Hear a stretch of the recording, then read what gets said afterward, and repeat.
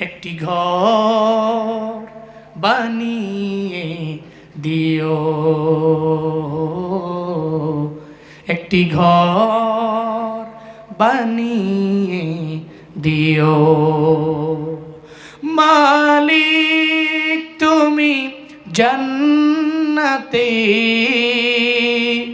তোমার পাশে আমার একটি ঘর বানিয়ে দিও, একটি ঘর বানিয়ে দিও। সে বিভীষিকাময় মহাদিনে তোমার